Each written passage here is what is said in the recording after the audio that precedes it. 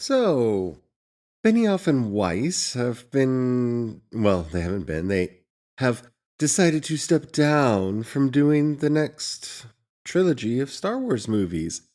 And I'm sure that has absolutely nothing to do with the reception to the final season of Game of Thrones, or the fact that Kevin Feige had recently been announced that he was going to be doing a Star Wars film. Hmm, I'm sure they're completely unrelated. And since we don't have any more information about this, let's speculate wildly about what's going to be happening with Star Wars on today's episode of Project Shadow. Can you hear me? I have something to say.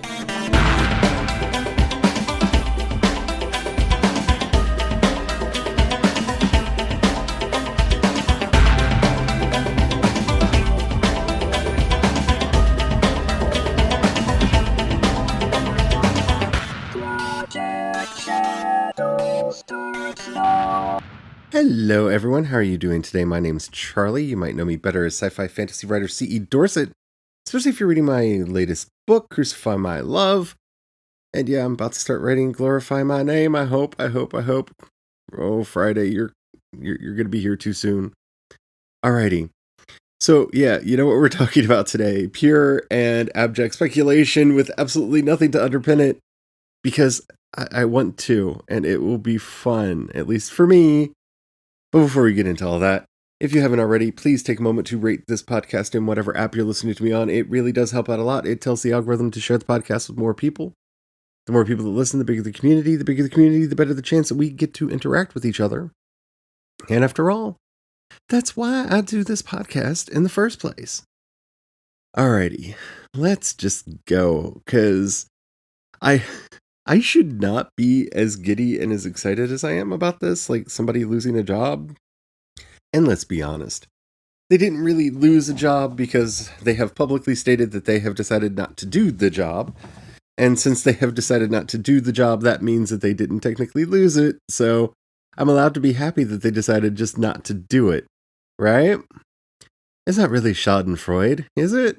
Is it? It's probably a little bit of Schadenfreude, but you know, a couple seasons ago, if you would have told me, a couple years ago, like 4, if you would have told me that Benioff and Weiss were going to be doing a Star Wars trilogy, I would have been just excited. Because at that point, I still loved Game of Thrones, and I still thought Game of Thrones was being put together by brilliant people who could do brilliant things on the TV-matron. And then the last couple seasons happened, especially the final season, and I no longer feel that way. And I'm not going to rehash a lot of those feelings because I've done episodes on that you can, if you haven't heard them, you can go back and listen to. But there was great dread. Like, I fear what J.J. Abrams is going to do with the finale of the Star Wars saga, just because J.J. Abrams isn't the person that I think of when it comes to tying up loose ends.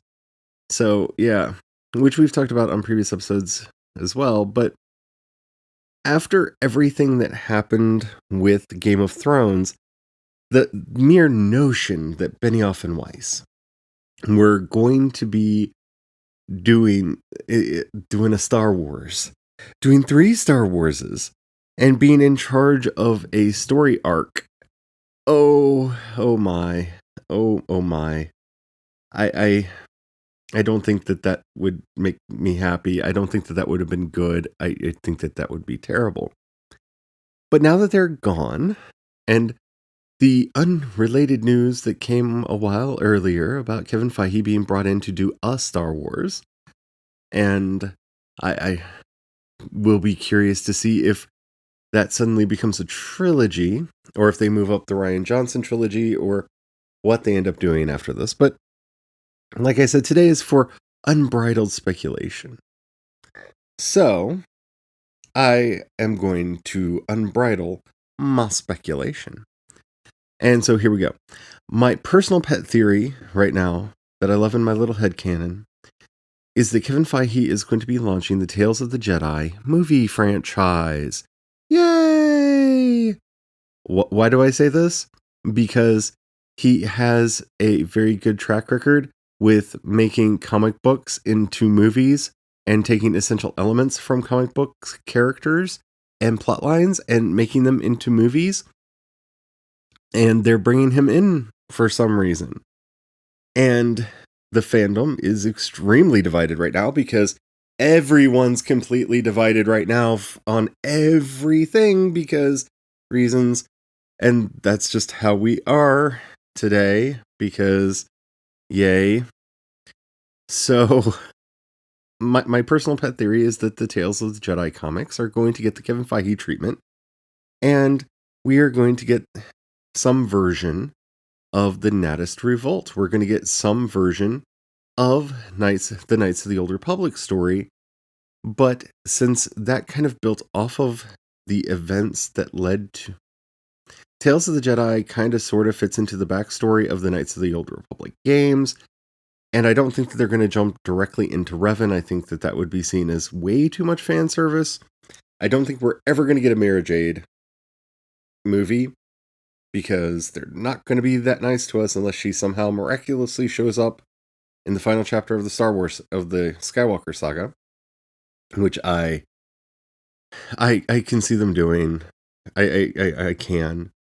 I have this morbid fear that Mara Jade is going to end up being the name of Rey's mother, and that Mara Jade is going to be a descendant of Palpatine. And not the Emperor's hand, but literally the Emperor's daughter. And yeah, I don't want that to happen. I'm not a fan of that idea, and I'm not being like, rah, rah, rah, let's do that, but I expect The Rise of Skywalker to be a thoroughly fan service affair because 1, it's J.J. Abrams, 2, it's J.J. Abrams, and 3, I've seen The Force Awakens. So, yeah, you see where this is going. But if they're going to launch a new saga, then I have a feeling to try to placate the fans because they think that that's the thing that can happen, apparently. At least DC does. And they're wrong, but actually, I would say CBS does as well, because they've tried to placate the fans over Star Trek too, so. But that's something that you can't do. The battle lines that have been drawn are drawn for reasons other than the content or the quality of the media in question.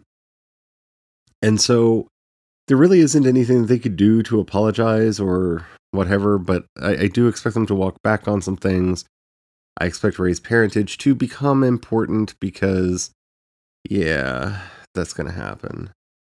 And who knows, because this is The Rise of Skywalker, this may be where they also include Mara Jade as her mother and she's Luke's long-lost daughter, which he doesn't reveal to her because, things are true from a certain point of view and he just doesn't want her to make the same mistakes that he did, and by not telling her it's okay or something, I don't know.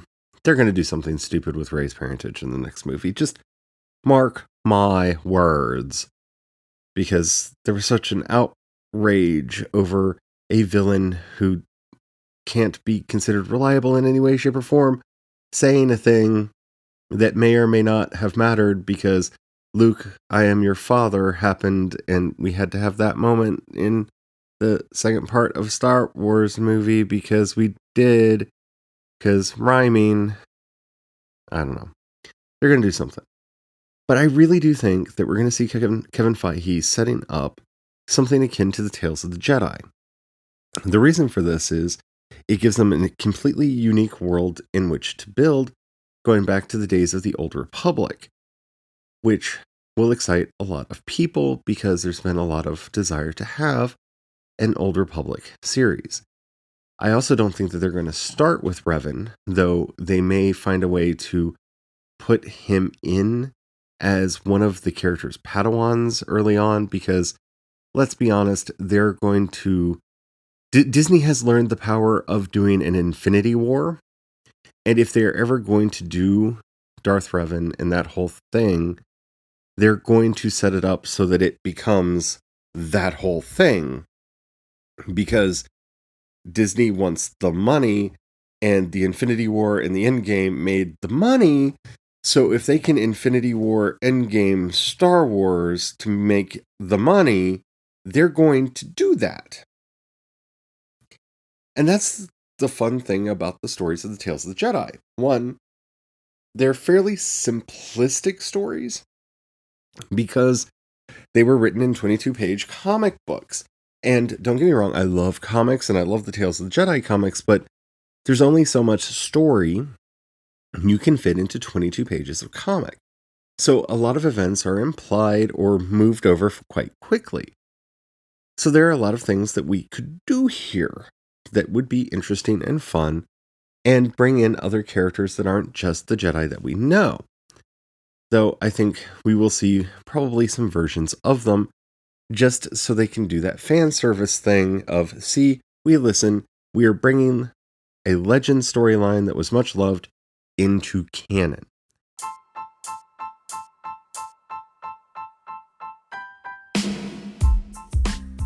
So the biggest problem that I see with them doing any of the Old Republic storylines, even though I know that a lot of people want to see them, and because of that outcry of a lot of people wanting to see them, they're probably going to try to find some way to make that happen. Everybody knows how the story of Darth Revan ends.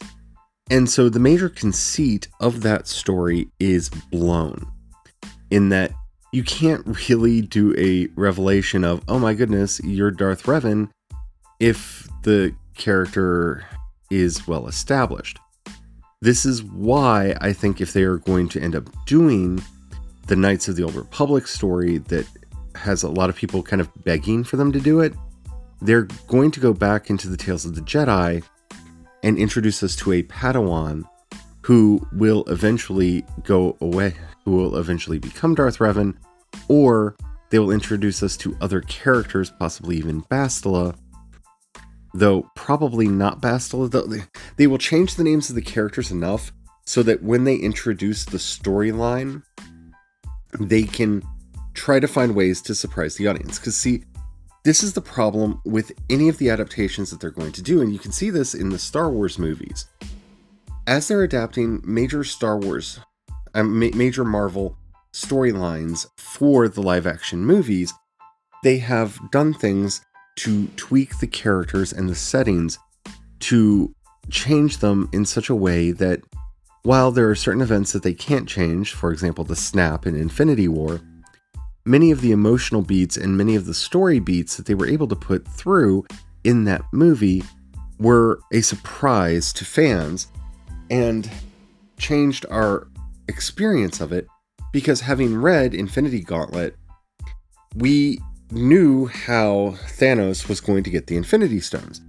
So they changed where the Infinity Stones were, they changed who had them, what they do for some of them, didn't even go into what they do for some of them, like the Soul Stone, and gave us a completely different story that focused more on Thanos as a character and Thanos' motivations than simply the MacGuffin quest to get the stones, even though that was a big part of the story itself. And in so doing, they were able to still surprise people.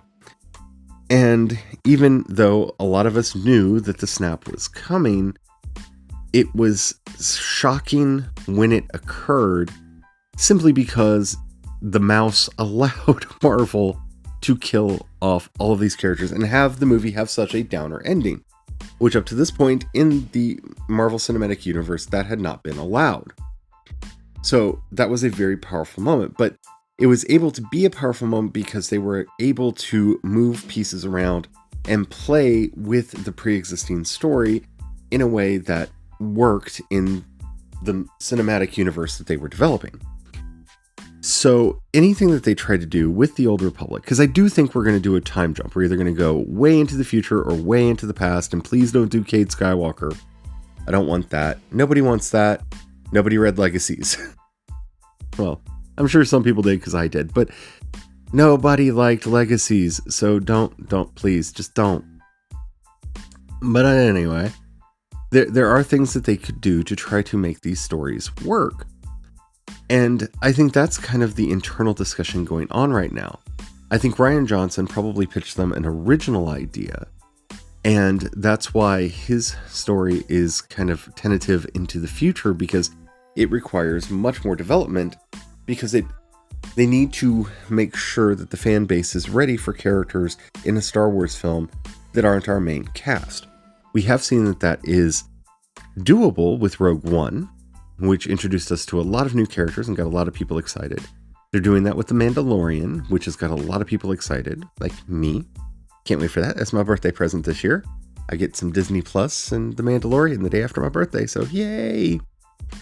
And because of my NaNoWriMo schedule, I will not be talking about The Mandalorian on the podcast until probably sometime in December. So sorry about that, but I have a book to write.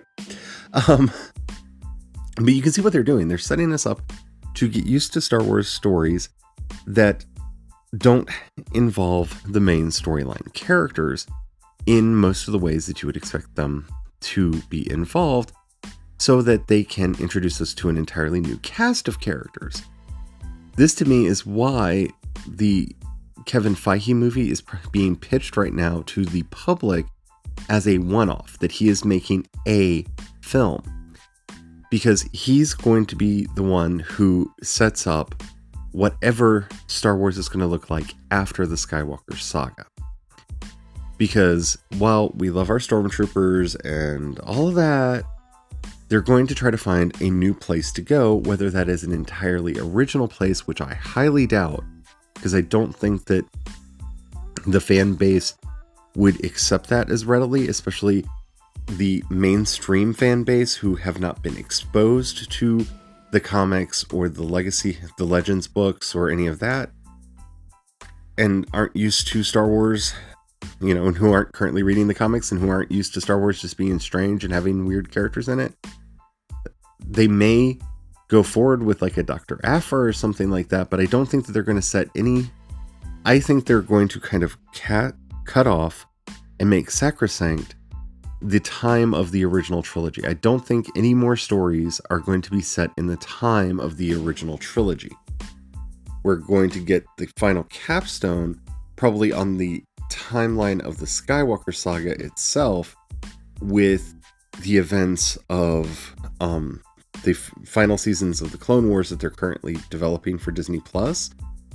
And The Mandalorian takes place in the weird gap period between Return of the Jedi and The Force Awakens, and they may play more in that timeline, but I think The Mandalorian is going to be a major test for that.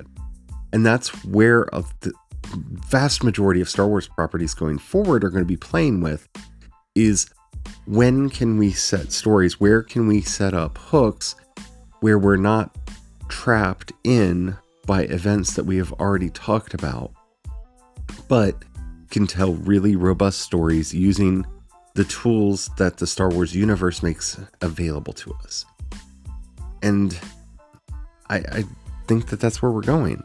I think we have to be going back to the Old Republic, mainly because in canon there's so little told to us about that. I think there are interesting things that you could do, especially with the Mandalorian series coming out and the revelation on Star Wars Rebels that there was a Mandalorian Jedi. I think there are some connections that you could do there, setting people up, giving us more lore about the ancient Mandalorians, and giving us a Mandalorian Jedi character back in the day. That could be really interesting. I think they're setting themselves up to go backwards in time rather than forwards, because that's a safer place to be in some respects, because whatever they have happen has already happened. And if it doesn't work, then they can just flip to the other direction and go forward and have to deal with the aftermath of the Skywalker saga. But I don't think that they're going to want to do that. I think they are going to want to treat the Skywalker saga as complete, and so doing events after it isn't really going to work for them. And the idea of it being completed, because I have a feeling that however the Rise of Skywalker ends, it's going to be this proof that here we are, finally. This is why I think we're going to find out Rey is a Skywalker, or Rey is going to become a Skywalker, and thus the prophecy of the Chosen One is going to come full circle somehow, And that's how they're going to end. The prophecy of the chosen one will come back up in Rise of Skywalker in some way, shape, or form. And that's how they're going to want to cap it off. And so to do events taking place after Rise of Skywalker may run the risk of making the prophecy look like it really didn't matter, make the Skywalker saga itself look like it didn't matter. So we're going to jump backwards in time rather than forward. Personal theory, but we'll see if it holds up. I get a little weird when it comes to Star Wars talk, and I hope you enjoyed this episode. If you did and you haven't already, please take a moment to rate this podcast in whatever app you're listening to me on. It really does help out a lot. If you have any questions, comments, or topics you'd like to hear discussed on the show, in the show notes you'll find a link to the voice message system. Keep it short, keep it clean so I can use it on the show. I would love to hear from you. You can also hit me up on social media. I am CE Dorset on both Twitter and Instagram, and you can find links to everything that I do over at projectshadow.com. While you're in the show notes, if you've got a buck you can pass my way, you can join the project either on Patreon or through the listener support system. The difference between the two is the people on Patreon occasionally get stuff. Hopefully in the new year, a lot more stuff. I have plans. I want to thank everybody who's already doing that. That really does help out a lot. That is how between that and the podcast, that's how I pay my bills. So thank you. That sounded way more sarcastic than I intended it. Thank you very, very much. It does mean the world to me. If you don't have any money right now, or you don't feel like giving, trust me, I completely understand. But if you know somebody you think would like this podcast, do share it with them. That helps out immensely as well. Let's see, I think that's it. We will be going into pre-taped episodes starting on Friday because it's nano time, and yay, I will be writing like crazy. So I do want to make sure I'm putting it out there. Starting not this Friday, but next Friday, I will be doing kind of weekly roundups of my experience in writing. And I would love for you to call in or contact me so I can include your NaNoWriMo stories in with my own. I think that would be awesome. And until next time, don't forget, have the fun. Bye.